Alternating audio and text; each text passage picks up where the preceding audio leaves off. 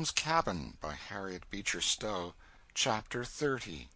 The Slave Warehouse.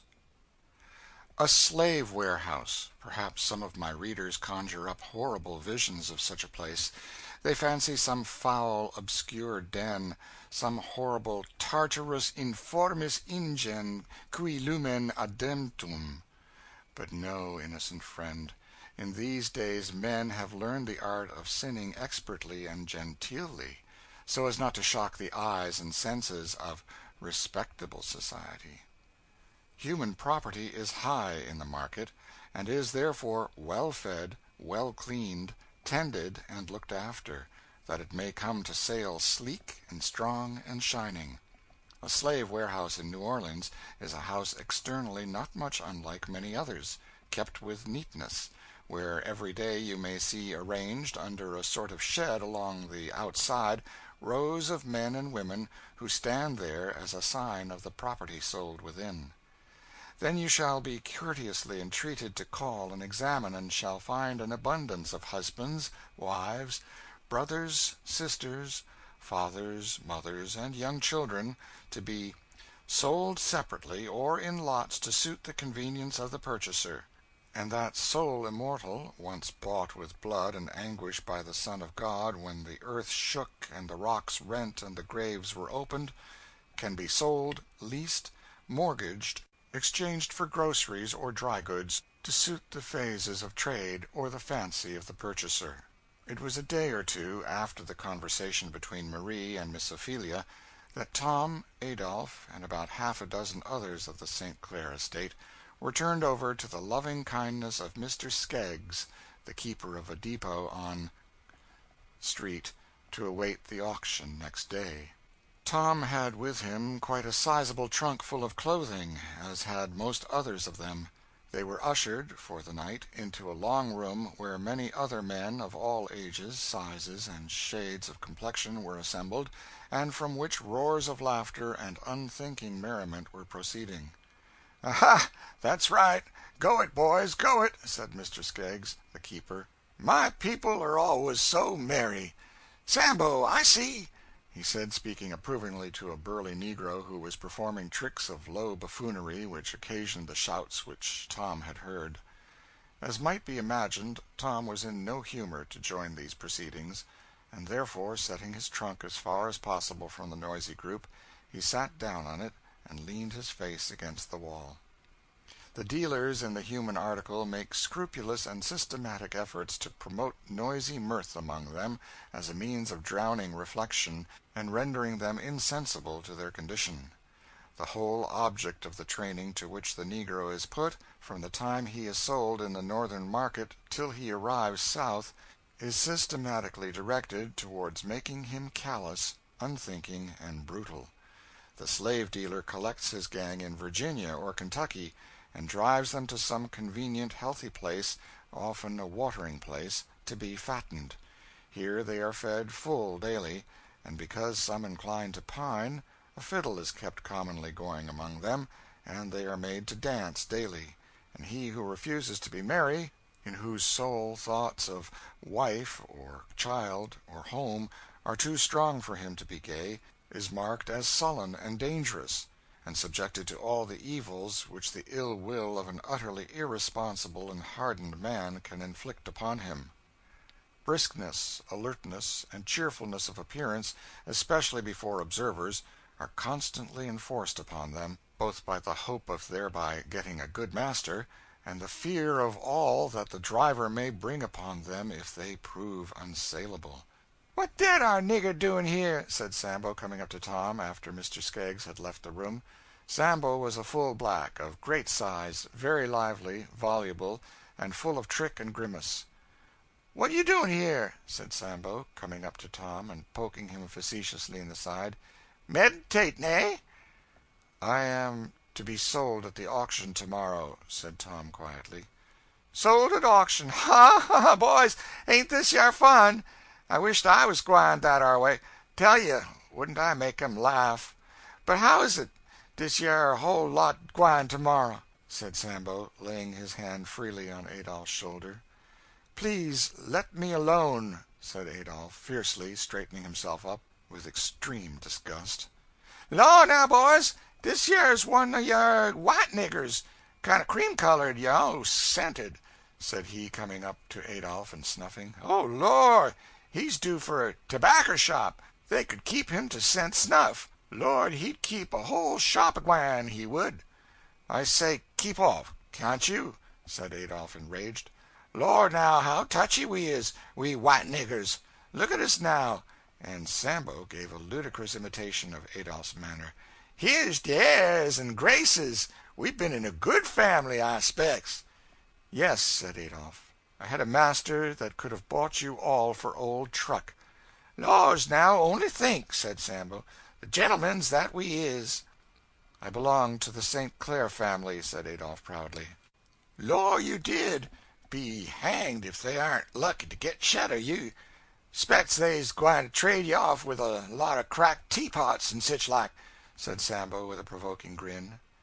Adolph, enraged at this taunt, flew furiously at his adversary, swearing and striking on every side of him. The rest laughed and shouted, and the uproar brought the keeper to the door. "What now, boys? Order! Order!" he said, coming in and flourishing a large whip.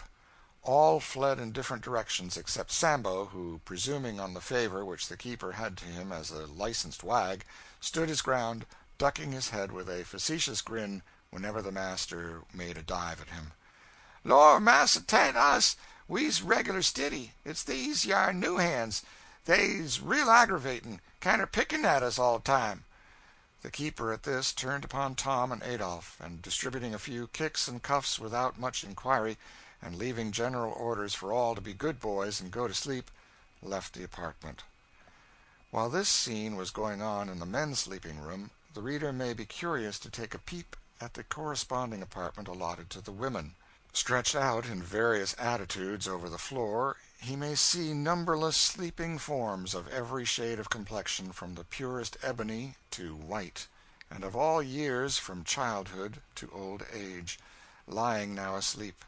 Here is a fine bright girl of 10 years whose mother was sold out yesterday, and who tonight cried herself to sleep when nobody was looking at her. Here a worn old negress, whose thin arms and callous fingers tell of hard toil, waiting to be sold tomorrow as a cast-off article for what can be got for her, and some 40 or 50 others, with heads variously enveloped in blankets or articles of clothing, lie stretched around them. But in a corner, sitting apart from the rest, are 2 females of a more interesting appearance than common. One of these is a respectably dressed mulatto woman between 40 and 50, with soft eyes and a gentle and pleasing physiognomy. She has on her head a high raised turban, made of a gay red Madras handkerchief of the first quality. Her dress is neatly fitted and of good material, showing that she has been provided for with a careful hand. By her side, and nestling closely to her, is a young girl of 15, her daughter. She is a quadroon, as may be seen from her fairer complexion, though her likeness to her mother is quite discernible. She has the same soft, dark eye, with longer lashes, and her curling hair is of a luxuriant brown. She also is dressed with great neatness, and her white, delicate hands betray very little acquaintance with servile toil. These 2 are to be sold tomorrow, in the same lot with the St. Clair servants, and the gentleman to whom they belong, and to whom the money for their sale is to be transmitted, is a member of a Christian church in New York, who will receive the money and go thereafter to the sacrament of his Lord and theirs, and think no more of it. These 2, whom we shall call Susan and Emmeline, had been the personal attendants of an amiable and pious lady of New Orleans, by whom they had been carefully and piously instructed and trained. They had been taught to read and write, diligently instructed in the truths of religion, and their lot had been as happy an one as in their condition it was possible to be. But the only son of their protectress had the management of her property, and by carelessness and extravagance involved it to a large amount, and at last failed. One of the largest creditors was the respectable firm of B. & Company in New York. B. & Company wrote to their lawyer in New Orleans, who attached the real estate, these 2 articles in a lot of plantation hands formed the most valuable part of it, and wrote word to that effect to New York. Brother B, being, as we have said, a Christian man and a resident in a free state, felt some uneasiness on the subject. He didn't like trading in slaves and souls of men. Of course he didn't. But then there were $30,000 in the case, and that was rather too much money to be lost for a principal, and so, after much considering and asking advice from those that he knew would advise to suit him, Brother B wrote to his lawyer to dispose of the business in the way that seemed to him the most suitable, and remit the proceeds. The day after the letter arrived in New Orleans, Susan and Emmeline were attached, and sent to the depot to await a general auction on the following morning. And as they glimmer faintly upon us in the moonlight which steals through the grated window, we may listen to their conversation. Both are weeping, but each quietly, that the other may not hear. "Mother, just lay your head on my lap, and see if you can't sleep a little," says the girl, trying to appear calm. "I haven't any heart to sleep, Em. I can't. It's the last night we may be together." "Oh, Mother, don't say so.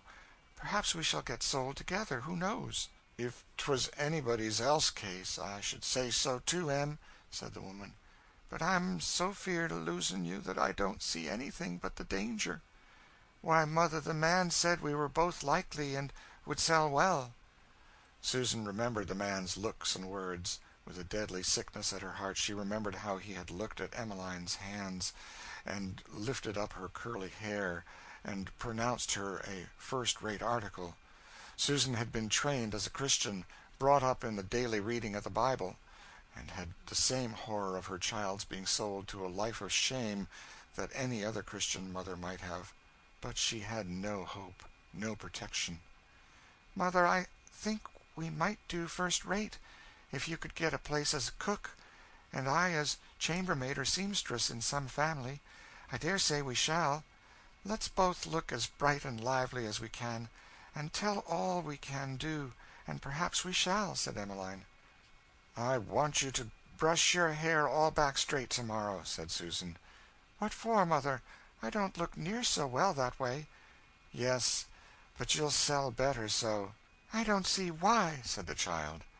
"Respectable families would be more apt to buy you if they saw you looked plain and decent, as if you wasn't trying to look handsome. I know their ways better'n you do," said Susan. "Well, Mother, then I will. And, Emmeline, if we shouldn't ever see each other again after tomorrow, if I'm sold way up on a plantation somewhere and you somewhere else, always remember how you've been brought up, and all Missis has told you. Take your Bible with you and your hymn book, and if you're faithful to the Lord, He'll be faithful to you." So speaks the poor soul in sore discouragement, for she knows that tomorrow any man, however vile and brutal, however godless and merciless, if he only has money to pay for her, may become owner of her daughter, body and soul, and then how is the child to be faithful? She thinks of all this as she holds her daughter in her arms, and wishes that she were not handsome and attractive. It seems almost an aggravation to her to remember how purely and piously, how much above the ordinary lot, she has been brought up. But she has no resort but to pray, and many such prayers to God have gone up from those same trim, neatly arranged, respectable slave prisons, prayers which God has not forgotten, as a coming day shall show.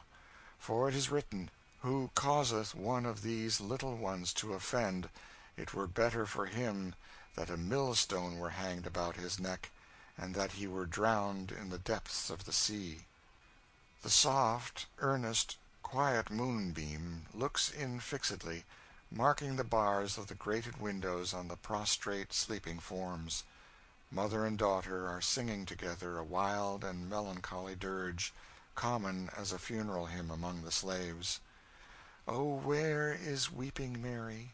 Oh, where is weeping Mary? Rived in the goodly land, she is dead and gone to heaven. She is dead and gone to heaven, rived in the goodly land." These words, sung by voices of a peculiar and melancholy sweetness, in an air which seemed like the sighing of earthy despair after heavenly hope, floated through the dark prison rooms with a pathetic cadence as verse after verse was breathed out. "Oh, where are Paul and Silas? Oh, where are Paul and Silas? Gone to the goodly land. They are dead and gone to heaven. They are dead and gone to heaven, rived in the goodly land. Sing on, poor souls. The night is short, and the morning will part you forever." But now it is morning, and everybody is astir, and the worthy Mr. Skeggs is busy and bright, for a lot of goods is to be fitted out for auction. There is a brisk lookout on the toilet, injunctions passed around to everyone to put on their best face and be spry, and now all are arranged in a circle for a last review before they are marched up to the bourse. Mr. Skeggs, with his palmetto on and his cigar in his mouth, walks around to put farewell touches on his wares. "How's this?" he said, stepping in front of Susan and Emmeline. "Where's your curls, gal?" The girl looked timidly at her mother, who, with the smooth adroitness common among her class, answers, "I was telling her last night to put up her hair smooth and neat, and not have it flying about in curls. Looks more respectable so." "Bother!" said the man, peremptorily, turning to the girl. "You go right along and curl yourself real smart," he added, giving a crack to a rattan he held in his hand, "and be back in quick time, too. You go and help her," he added to the mother. "Them curls may make $100 difference in the sale of her." Beneath the splendid dome were men of all nations, moving to and fro over the marble pave. On every side of the circular area were little tribunes, or stations, for the use of speakers and auctioneers. Two of these, on opposite sides of the area, were now occupied by brilliant and talented gentlemen, enthusiastically forcing up, in English and French commingled, the bids of connoisseurs in their various wares. A third one, on the other side, still unoccupied, was surrounded by a group, waiting the moment of sale to begin. And here we may recognize the St. Clair servants, Tom, Adolphe, and others. And there, too, Susan and Emmeline, awaiting their turn with anxious and dejected faces. Various spectators, intending to purchase, or not intending, examining and commenting on their various points and faces with the same freedom that a set of jockeys discuss the merits of a horse. "Oh, Alf, what brings you here?" said a young exquisite, slapping the shoulder of a sprucely dressed young man who was examining Adolphe through an eyeglass. "Well, I was wanting a valet, and I heard that St. Clair's lot was going. I thought I'd just look at his—" "Catch me ever buying any of St. Clair's people. Spoilt knickers, every one. Impudent as the devil," said the other. "Never fear that," said the first. "If I get 'em, I'll soon have their airs out of them. They'll soon find that they've another kind of master to deal with than Monsieur St. Clair. Upon my word, I'll buy that fellow. I like the shape of him." "You'll find it'll take all you've got to keep him. He's deucedly extravagant." "Yes, but my lord will find that he can't be extravagant with me. Just let him be sent to the calaboose a few times, and thoroughly dressed down. I'll tell you if it don't bring him to a sense of his ways. Oh, I'll reform him, uphill and down. You'll see. I buy him, that's flat." Tom had been standing wistfully examining the multitude of faces thronging around him for one whom he would wish to call master. "And if you should ever be under the necessity, sir, of selecting, out of 200 men, one who was to become your absolute owner and disposer, you would, perhaps, realize, just as Tom did, how few there were that you would feel at all comfortable in being made over to." Tom saw abundance of men, great, burly, gruff men, little chirping dried men, long-favored, lank, hard men, and every variety of stubbed-looking, commonplace men who pick up their fellow-men as one picks up chips, putting them into the fire or a basket with equal unconcern, according to their convenience. But he saw no St. Clair. A little before the sale commenced, a short, broad, muscular man, in a checked shirt considerably open at the bosom, and pantaloons much the worse for dirt and wear, elbowed his way through the crowd, like one who is going actively into a business, and, coming up to the group, began to examine them systematically. From the moment that Tom saw him approaching, he felt an immediate and revolting horror at him that increased as he came near. He was evidently, though short, of gigantic strength. His round bullet head, large light gray eyes, with their shaggy sandy eyebrows, and stiff wiry sunburned hair, were rather unprepossessing items, it is to be confessed.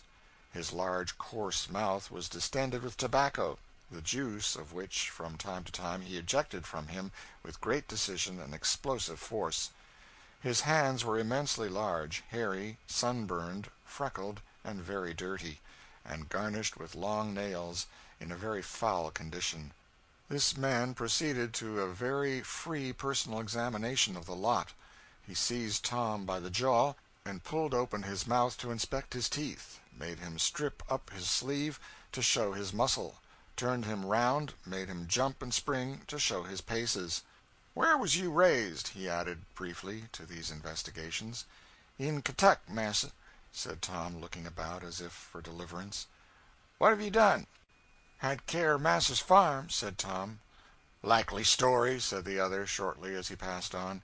He paused a moment before Dolph, then, spitting a discharge of tobacco juice on his well-blacked boots, and giving a contemptuous oomph, he walked on.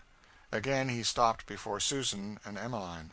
He put out his heavy, dirty hand and drew the girl towards him, passed it over her neck and bust, felt her arms, looked at her teeth, and then pushed her back against her mother, whose patient face showed the suffering she had been going through at every motion of the hideous stranger. The girl was frightened and began to cry. "Stop that, you minx," said the salesman. "No whimpering here. The sale is going to begin." And accordingly the sale begun. Adolph was knocked off, at a good sum, to the young gentleman who had previously stated his intention of buying him, and the other servants of the St. Clair lot went to various bidders. "Now up with you, boy, d'ye hear?" said the auctioneer to Tom. Tom stepped upon the block, gave a few anxious looks round.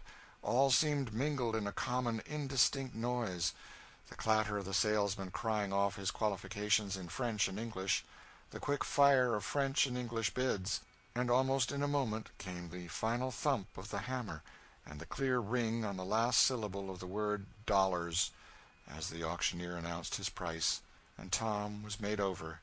He had a master. He was pushed from the block, the short bullet-headed man, seizing him roughly by the shoulder, pushed him to one side, saying in a harsh voice, "Stand there, you!" Tom hardly realized anything, but still the bidding went on. Ratting, clattering, now French, now English, down goes the hammer again. Susan is sold.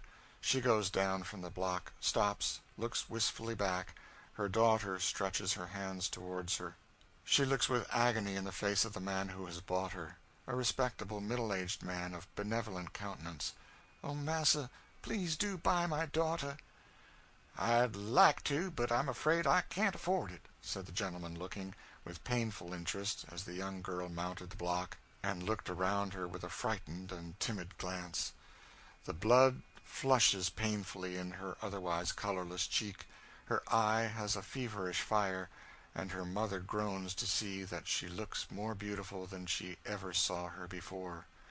The auctioneer sees his advantage and expatiates volubly in mingled French and English, and bids rise in rapid succession. "I'll do anything in reason," said the benevolent-looking gentleman, pressing in and joining with the bids. In a few moments they have run beyond his purse. He is silent. The auctioneer grows warmer, but bids gradually drop off.